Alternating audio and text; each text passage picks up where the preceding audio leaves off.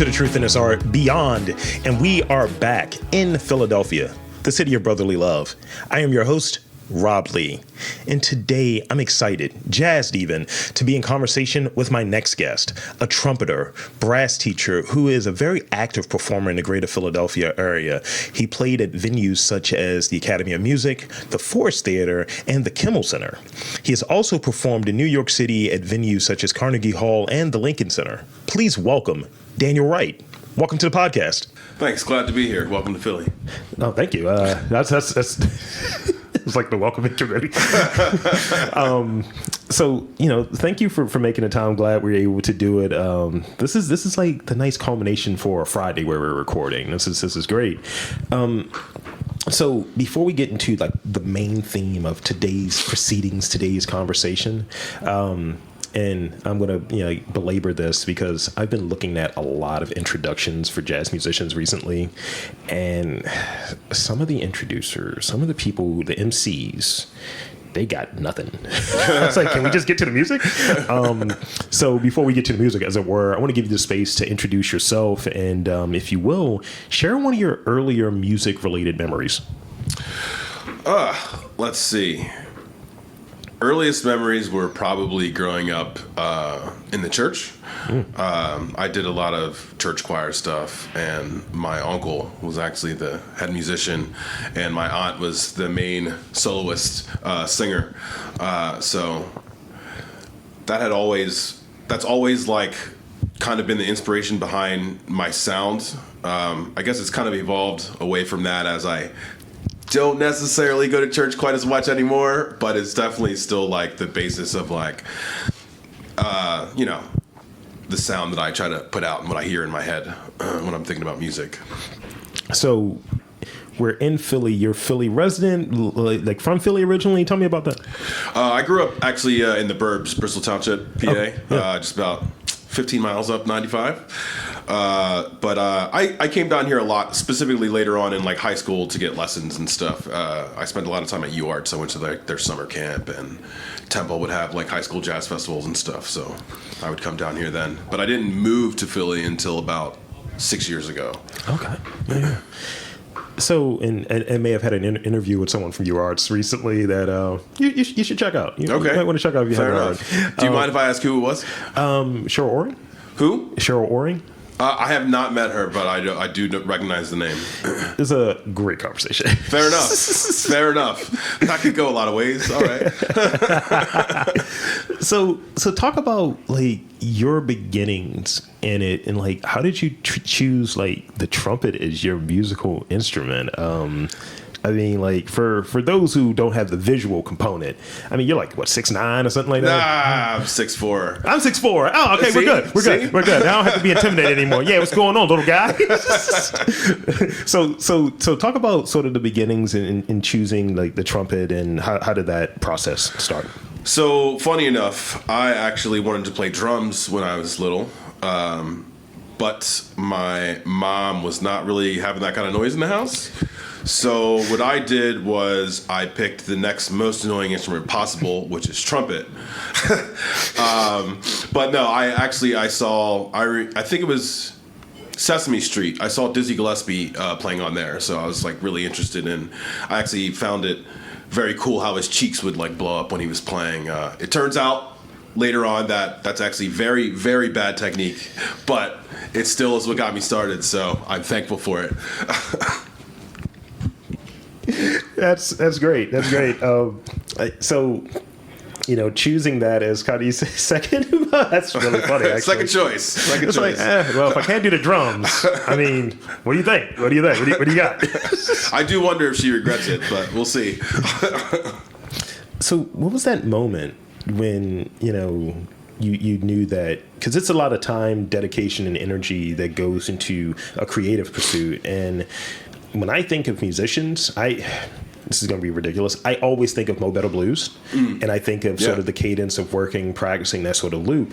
So, it's a very dedicated life to be a musician. So, 100. So tell me about when you made that sort of like choice that had that initial thought that you were going to go into music as a career choice.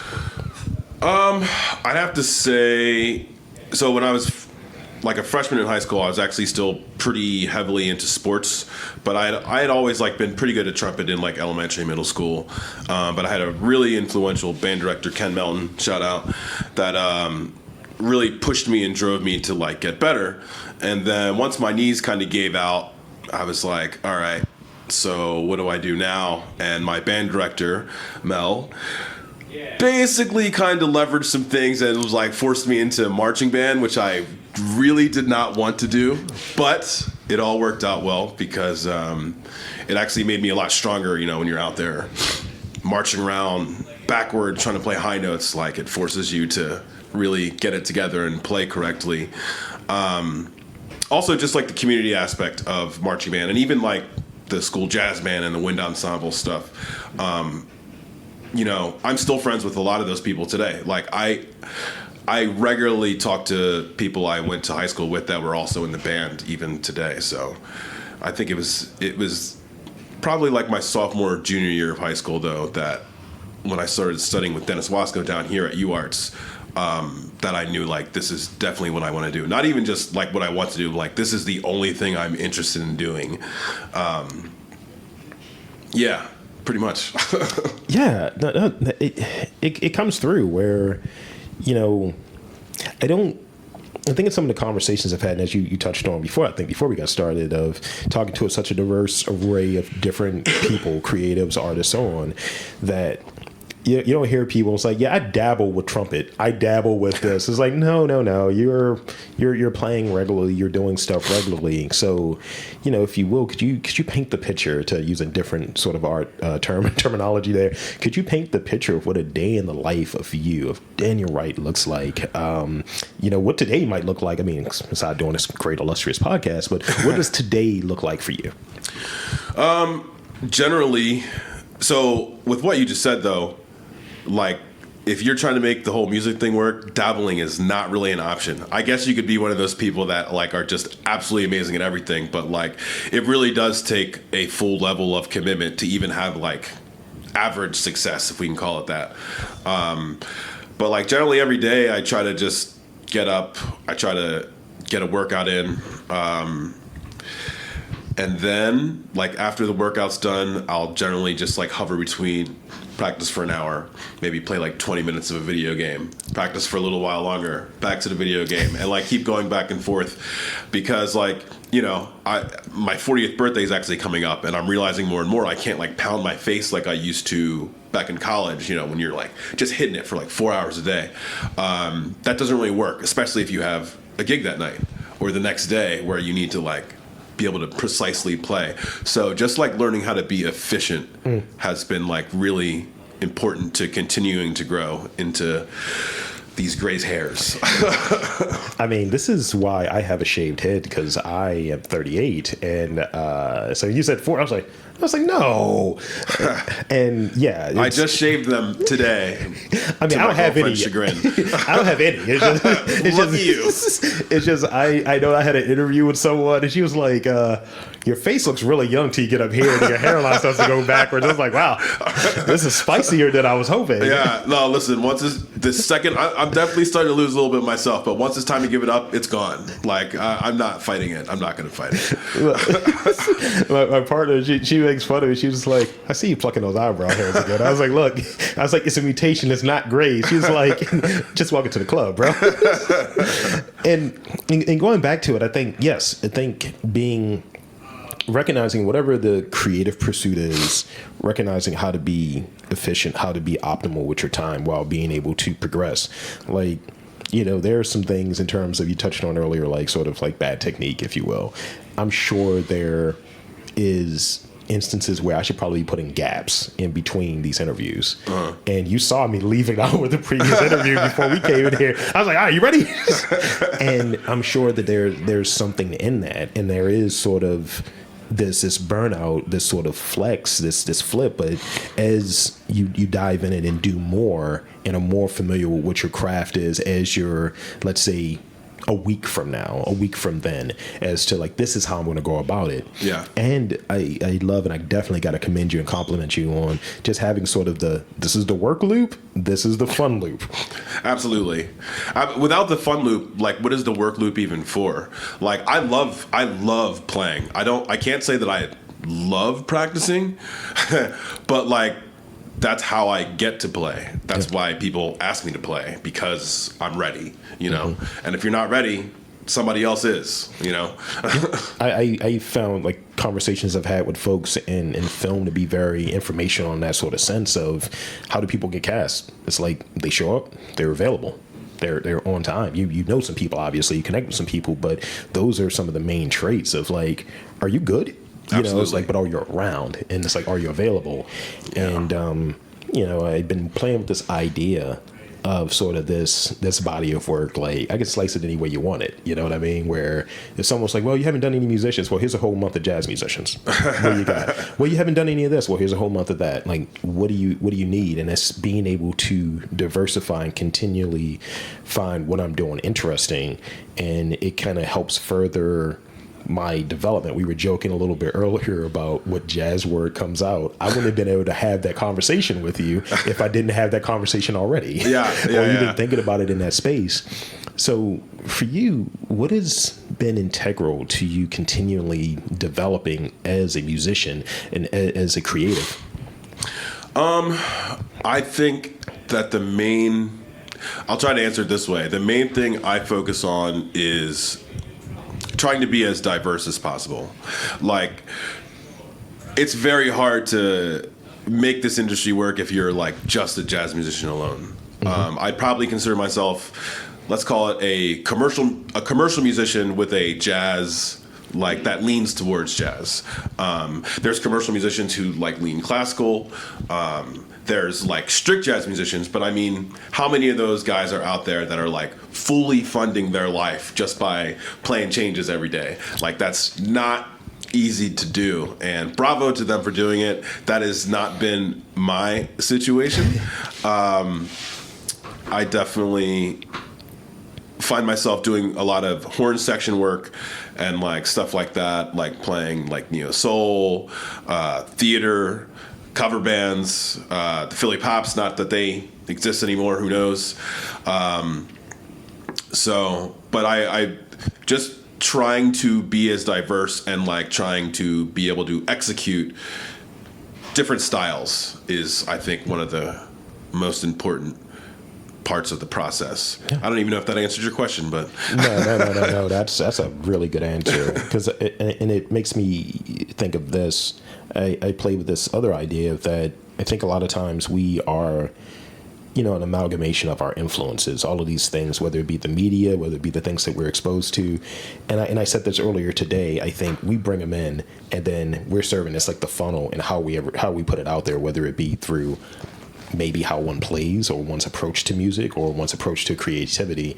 I think we're definitely that, or have you, those different influences. So having this sort of diverse palette, if you will, of how you go about creating, how you go about doing what you do.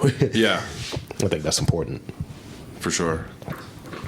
So having like a really extensive background performing in this area, in the greater Philadelphia area, could you tell us about the scene here? Like, what is the scene here? Because I mean, I've heard from some people, man, this is the scene. I want to hear what your take is on the jazz scene, the music scene in general here, the creative scene, you know, from your vantage point. What's the scene here in Philly? So a lot of times it's hard to answer questions like this because if you're working, you don't actually get to see as much of the scene as you would like to. But I think I can give you somewhat of a truncated I appreciate it. This. So here's what I do if I'm like, say, off on a Friday night and I want to see music.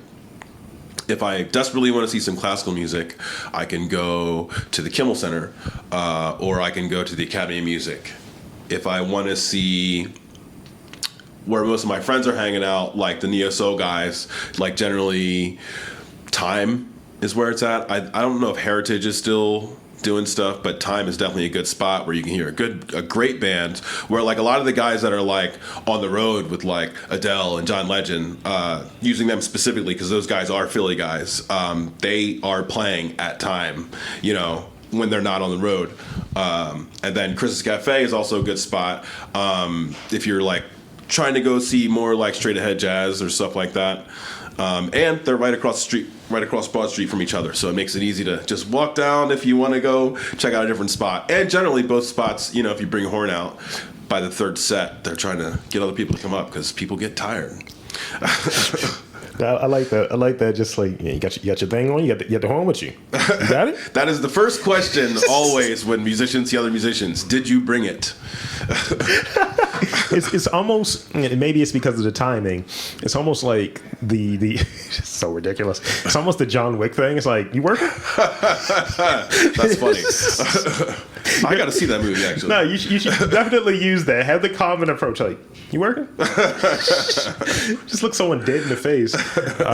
We don't do that with podcasters. We're so like, oh my God, I don't know if this is going to be good. I don't know if this interview is going to be good at all. That's literally what the inner musings of a podcaster is. So you've played at a couple of the venues you mentioned, the Academy of Music, the Forrest Theatre, and the Kimmel Center. Could you set the stage of like your first like performance, like in that capacity of like, I'm out here, I'm in the scene, I'm a professional, I got some things under my belt, like that moment, because you may have the official, like, let's say this is my first performance. We're like, no, this is actually my first performance. Yeah. And if that doesn't work for you, that doesn't tickle your fancy, something that was more memorable that happened to me recently. Well, the first thing that got me back into like the scene here, I would say, is probably going back to about 2011. No, probably like 2009. So even though I'm from here, I went to school in Rochester. I went to Eastman, and getting back in the scene was pretty difficult. I immediately managed to rejoin the cover band I was in, Don't Call Me Francis at the time, but it wasn't until I got a call to play, I want to say it was Ain't Misbehavin' at the Prince Theater, that I managed to like worm my way into the commercial circuit around here, and that led to like, you know, like you mentioned, the Academy of Music. That was actually the first run of Color Purple when it came around, which was that was one of the moments where I knew I wanted to actually like legitimately do the theater thing too. But yeah, those were the two things that like kind of kicked everything off in the trajectory that I have managed to take. So, what are you aiming for, right? Let's say, oof. You already know that's gonna go wild, right? I'll because you already know where it's going. So I'm gonna give you time to like to think, and I'll pad by saying this. Like, when I'm doing an interview, I'm shooting for sort of that response. You know, I've never been asked that, or what people use as the sort of like padding move of, that's a very interesting question. I was like, you don't have an answer yet. You don't have anything on top of your dome. And I find that when, and this is so weird, like I like to improvise in a sense of like, for maybe 10 years or longer at this point, I did a podcast where I'd have like some sort of structure of, I know that I'm going to play at this time. There's a certain degree of, I know I'm going to record play. What am I doing? I know I'm going to record at this time. There is some contrivance that's there. We know that we're doing it. We know that these might be the topics. Sure. But trying to take a story and try to make something funny out of it, or trying to make something interesting out of it from an observation. Yeah. There's a fair amount of improvisation that goes into that. Sure. So I try to aim for some of those things in this. So if I'm doing an interview and I feel like the answers are a little stilted or whatever, I'm like, all right, when's the last time you ate? And it was like, oh, wow, this ain't the normal sort of. And I've had some people like, why are you asking, musicians about this? Or why are you asking artists about this? Because they're people. Absolutely. So I want to hear more about, not just, hey, I'm talking to you because you do this. And I'm talking because you're a person and that happens to do this. No, that's good. So when you have sort of that aim, what are you aiming for when you're performing, when you're out there, whether it be when you're teaching, because that's going to be another question that's coming up like in a moment. But what are you aiming for in any of the things that you're doing? What is that sort of hallmark of, a Daniel Wright performance? What does that look like for you? What are you aiming for? I can give you the micro and macro for that. Okay. So when I'm performing, this is going to sound really dark. While I'm performing, what I'm aiming for is to, when I'm done, to be happy with that performance when it really comes down to it. And, you know, because like a lot of my roles as a trumpet player is like hired gun stuff where I'm like, you know, I'm trying to play for other people. So I am aiming for perfection every single time. And I'm generally kind of mad if I didn't at least come close, because like actual perfection is impossible. But, you know, you want to feel good at the end of it. The macro is I'm aiming to make enough money playing the stuff that I mostly like and use that to fund being able to play the stuff that I really love to do, because so few of us get to actually fund our lives playing the exact thing that you want to be playing. You know, all of us would love to just be like, yeah, I got my quartet, and you know, we just roll around playing place to place, and that's how I make my living. But that's not necessarily reality as a musician.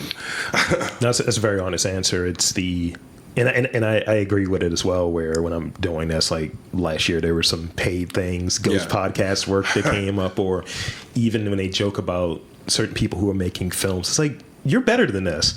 You know, one for them, one for me. You know, that's how it goes sometimes, because it is, for better or for worse, there's capitalism sitting there. We want, you know, I find, and I'll have maybe ask for your take on this. I find that, you know, when you go outside of this country, there are other countries that kind of treat artists in a different way, that it may be more funding, more access, more sort of, oh, no, these people are doing great stuff. Yeah, we should support them. Yeah.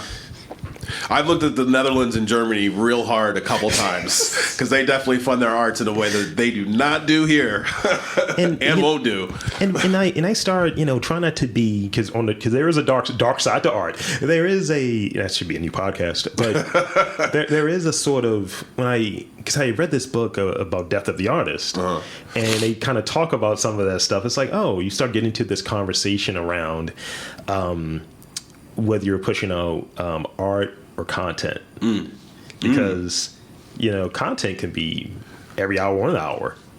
You know, start looking at news in that same way, right? True story. But when you're putting out art, it can't be instantaneous. The art versus content thing is a very real battle that I think everybody, you know, that's doing this type of stuff, whether it be creative or performative, struggle with. You know, except the lucky few. You know. Yeah, because I think when the performance piece comes in, is like, no, that's when the documentarian should be there. I'm sorry. Actually, I shouldn't even say lucky few. Please. The extremely talented few that have managed to get themselves there. You're an artist right there. I like that. Look where you did that. So tell me a little bit about performance in this way. I want to ask about like sort of like the audience component. I generally, you're my audience right now. So, you know, this is a non-visual medium. So if I ask a stupid question, I'm looking at you like, what you think, bro? but if I ask a good question, I'm also like, what you think, bro? I'm like kind of getting that sort of feedback. So, you know, as you know, you perform, or, you know, is there sort of any feedback that you're kind of looking for, you know, and being in that spot, you know, where if you're in front of people, there is a component of it. Yeah. Where it's like, oh, we're clapping or we're whistling or whatever the thing is that people are in, like, hell yeah. Like you get that nod. What are you looking for that, you know, that moment when you're performing? Is there something that you're like, hell yeah, that felt really good? Or what do you get out of the audience? So the audience is definitely fuel. And I guess this might be more the content side than the artist side, sure. But the audience definitely does fuel a performance. I would say, and it might just be as a trumpet player, like I would imagine a lot of classical musicians probably don't have as easy of a time figuring out the audience, because like there's a lot of quietness, like waiting till the very end of I'm going to say piece. Please. Let's say concerto. I don't know. Where like it's not till the very end that the audience is like, "Yay, that was great, that was great." Whereas like if I'm in a big band, I'm playing lead. If I'm hitting those high notes and the trumpet section is right there with me, the audience is losing their mind while it's happening. So and that fuels you. You get that adrenaline rush, which helps make you push even further. It's the same thing if you're up there taking a solo. I've very rarely seen an audience turn on a guy that's not quite hacking it, but you definitely get feedback if you are crushing it, or even moderately okay. Like audiences are generally pretty cool on the commercial side, I would say. It definitely changes when you get to like higher level like commercial gigs, where if you're behind an artist, like an artist, like you're just like, okay, execution, and like that's the whole story. You're not an artist when you're behind like an artist. You said the hired gun then. Yeah, you're the hired gun. It's like, now back me up now. Yeah. I mean, I usually like to go down to New Orleans, and thank you for that. I like to go down to New Orleans for my birthday. I'm actually going there this month. I am as well. Hey, how about that? Well, might be a little festival going on there. Who knows? But that's right. I'm not going down for the festival. I wish I were, but that's not. But it's funny. I remember it was one year. I usually go down for my birthday in January. This is my second time this year going down, and I was in a club, but he had like a second line and all of this stuff going. Nice. And literally I turned like, I think 31 in the club. So the guy was like, "Oh, happy birthday." And I was like, this is great. So I am watching it, and I think it's the two trombone guys. They were like going back and forth. I was like, all right. There's a little conflict on here. I'm enjoying, because I love being petty. That's where my Capricorn side comes in. I was like, yeah, more. Who are the, like, I guess maybe instrument side, or maybe their role within a performance that, just from your take, and we're not shading anybody here, who are the show offs? Who are the people? Oh man, I know.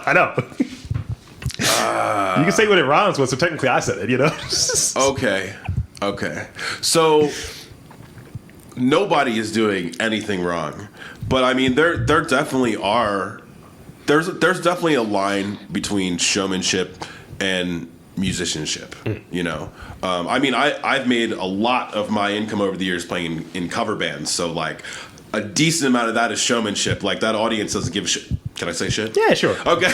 The audience does not give a shit sometimes whether you're playing well or not. They just care if you're up there smiling and doing your two-step, which can be a little bit frustrating, if I'm being very honest. And if I'm being honest, I would say, and I get to generalize, so that helps. Yeah. The vast majority of R&B that's out there, I shouldn't even just say single R&B. The vast majority of like commercial music where you have like a singer in the front, blah, blah, blah, blah, blah. It's mostly showmanship. I mean, there are so few actual like standout, like, wow, this person is just an amazing singer. In that world now, in my opinion, that it can be a little bit difficult, but we also have like our Adeles, who's an amazing singer, who's managed to break through in a world where, Britney Spears was like still the highest selling female singer ever. I think that's true as far as album sales, which is crazy to me. Don't come at me, Britney people. Seriously. Don't leave Britney alone. But she's an amazing entertainer. But like, stop acting like she has an amazing voice. Well, but that's one of the things though. Like, it's on what one is looking for, right? Like, I'll say this. One of the things I really get off on is when I see someone who is a multi-instrumentalist, those are the people I look at like, hell yeah, like you're the person I'm looking at. Sure. And I see someone that does like this, it's like, okay, you do that really well. And I do like a bit of showmanship. I like when someone like, this is a ridiculous visual. I like when someone kicks a leg up on the piano and is just playing like, there's something that's fire about that. It's sort of like the time and what you're looking for. But, it's this, like, what is it? Neoclassical metal that I got into. Okay. Yeah. And it was this like one musician that people hate, but he's like a virtuoso, and he was, speaking. He was like, I don't play this guitar. He's like, I play it like a violin, actually, because I was trained in violin. And he's just going down the whole thing, and I'm looking at old videos, and I go down the rabbit hole.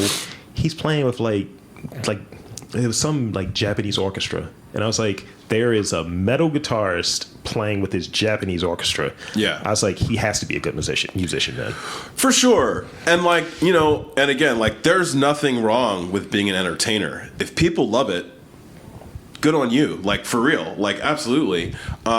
Here's one I'll throw back at you though, as far as like playing with an orchestra. This is a very old recording. There's a recording of Metallica playing with the San Francisco Symphony. Yeah. And like that shit is unreal how amazing that was. And like that's an example where I'm like, so obviously those metal guys all have like wild showmanship, but like those are some really good musicians up there too. Like metal drummers and bass players are always playing some wild things that they don't get credit for, because you have your singer up there like, wah, and that's what it's all about.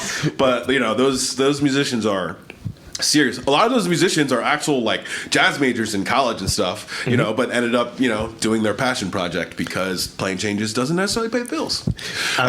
I'll say this before I get to my last question. I went to this record store, and this is running bit that me and my partner have.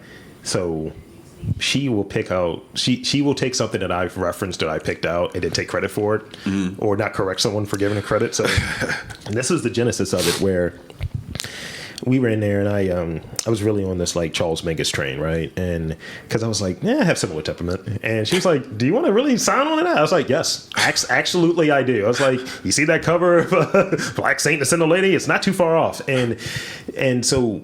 It was some record that we were getting, and I passed it to her. She was like, no, I'll buy this for you. So we go up there, and it's like black punk guy with all the stuff. He's a white guy, but he's wearing all the black stuff. Okay. And he looks at her, then looks at me. He's like, it's a good album. And it was just so unexpected. I was like, I'm waiting for you to say, yeah, man, Ministry, man, or something like that. Yeah. He's like, yeah, love Mingus. I was like, wow. No, it's really cool. Like when you start getting to the point where like real music heads can look any kind of way. And like even my girlfriend, when we first met, right? I can't remember. So we met online. Don't shame me. But, I saw her, the artist she had in her profile that she was listening to, like currently listening to, was just like, what? I think one of them was this band Hiatus Coyote. It's an amazing Australian band. Please check them out. And I was just like, wow, that's crazy. I would have never guessed that this person would be listening to this music. But it seems to have worked out. I mean, when people, like, again, music heads, when people have like something like, I think that's a love language, if I'm being honest. Yeah, 100%. And, like me and my partner, there's a, age difference there, and we kind of connect on things that you wouldn't think. Like, she's 12 years older than me, and she'll reference some like, yeah, you remember this band from when we were growing up? I was like, we're not the same age at all, actually. And then, I'm sure she loves that. But then I'm like, but I do know the band now. And it's timeless. And one of the coolest things she ever did, again, music and multi-instrumentalist, to bring it all home, I really like Toro Iwa. And she got tickets to, it was like a performance at 930 Club. He was debuting the album that will be coming out in January. And it actually came out on my birthday, that New Orleans trip. So that's what I got, like, as, here's your birthday present, Rob and Toro. Like, there you go. And it was just such a thing. And just feeling like having that sort of experience and that being around, this goes back to one of the things you touched on earlier, sort of the fuel component about an audience. It felt, this is going to sound ridiculous, and I rarely say this, it almost felt like a religious experience. It's like an energy in there, the music is going, and people have their feelings, and it's just, this is amazing. Yeah. I mean, I think that the Black church does a lot of that. There's a lot, that's a big component about keeping people in seats. Like, the music is definitely a big part of I'm going to get in trouble for that, but that's okay. But it's true. The music is a big part of the experience, and it does create a spiritual experience, for lack of better words. Yeah. I've known straight up atheists that will be brought to tears listening to gospel music. Yeah. So like, it's real. It's definitely real. It's a real thing. So this is the last question. Last real question. I got those rapid fire ones for you. What would you say, and this is such a challenge, as big as this, but what would you say has been an important lesson that you've learned, like starting out as a musician, like that you would impart upon like the students that you're working with? I think that the most important factor is position yourself and be able to pivot whenever it's necessary. This whole field is rocky, to say the best, or to say the least. Anyway, it's somewhat of a rocky thing. So like, you have to be prepared to like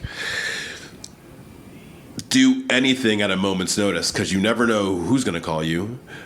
You never know that when the gig you have is going to disappear. So it's just important to really focus and like have your system of whether it be practicing or making sure your brain's right, making sure your body's right, to just roll with the punches, because those punches are coming. That's great. That's well said. So in these final moments here, I want to hit you with these rapid fire questions. Oh boy, can't wait. I'm going to save the most trolly one for last. Okay. If you were not a musician, what would you be? If I were not a musician, video game designer. Oh yeah, it's a great answer. Both of these words in here have a U in it because I wrote it Britishy. What is your favorite color combination? Purple and black. Yeah, go Ravens. No, what? Now this is the trolling one. Okay.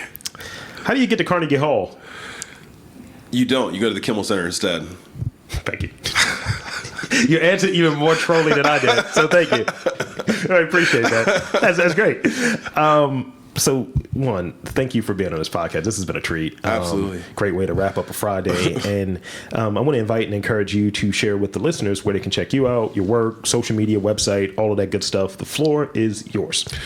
Generally, you can check me out at Philly Musician on all platforms. Or Daniel Wright Music, if you use Google, I guess. Yeah, Daniel Wright Music, or like I said, Philly Musician on Twitter, Instagram, Facebook, all the good stuff. And there you have it, folks. I want to again thank Daniel Wright for coming on to the podcast. And I'm Rob Lee, saying that there's art and culture and jazz. And around your neck of the woods, you've just got to look for it.